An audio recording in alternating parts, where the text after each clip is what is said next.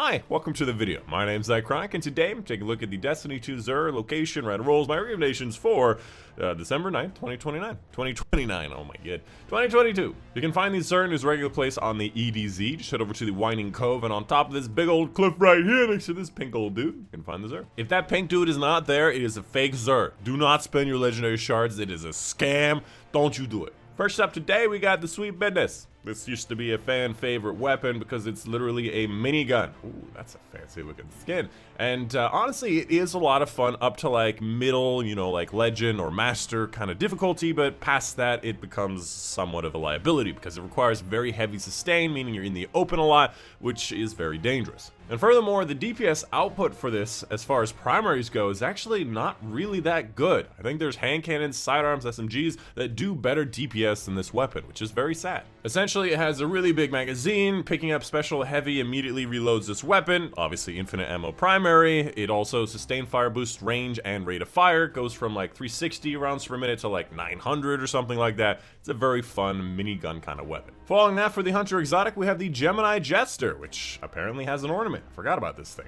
A very solar-powered ornament. Essentially, dodging disorients nearby enemies and temporarily removes their radar. In PvP, that'll be kind of like a flashbang effect on your screen, and you have your radar gone for longer than that. And in PvP, I found that this mostly just forces enemies to back up, put their butt in a corner, and that's not really how you want them to play. And furthermore, it also forces you to dodge before an engagement. So when you're in the engagement, you don't have your dodge. Although with some invisibility stuff, sometimes you do want to be invisible before the engagement. This one can be fun, can be useful, and is useful in trials, but it's not as good as a lot of top 10. As far as the stats go, I guess you'd like to see a lot of mobility, maybe strength, probably some resilience and recovery, and doesn't really have all of those, and the total stats is a bit low. After that, for the Titan exotic, we have the Eternal Warrior, where you gain an overshield while activating the Fist of Havoc, which, if you don't know, during your super, you have a lot more resistance, so this overshield does last a lot longer than you think it is. Essentially, this is a swappable exotic. When you're about to use your Fist of Havoc, obviously for PvP, you swap to this exotic, you use it, you swap back to whatever you're using. And as far as swappables go, this is probably one of the better ones. However, it does take some time to do. It is not really fun to keep switching things, and outside of it, it is completely useless. Although it does have a fun little Jade version. Yeah, it can look like this. As far as the roll goes, total stats is 68. Woo!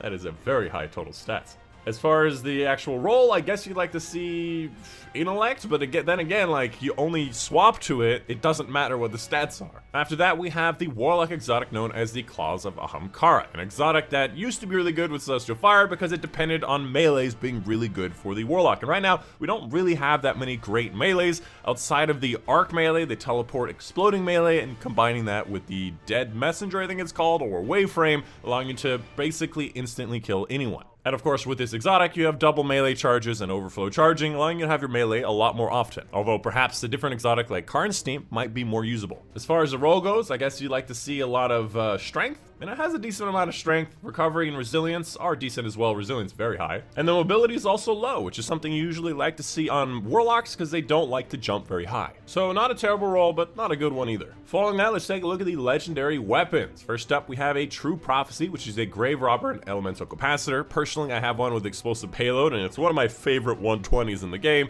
so you can definitely do a lot better. Definitely a lot more range, handling, and reload across the board.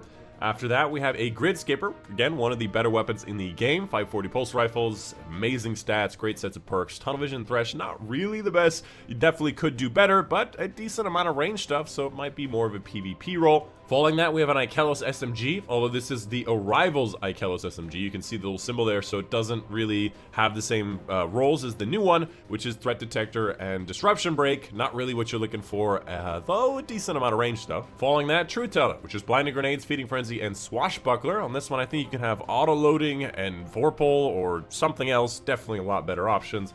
Following that, Widow's Bite, Lead from Gold Demolitionists. I don't really like 140s for anything right now. They do better DPS, but definitely worse total ammo damage. This is an okay PvE roll, but you're definitely better off with 72s in my opinion. Following that, the Huskow, which is a tracking and rangefinder. It seems like a good PvP roll, although it does have impact casing, which is more PvE based. But definitely could do better. In general, I don't really like adaptive frames.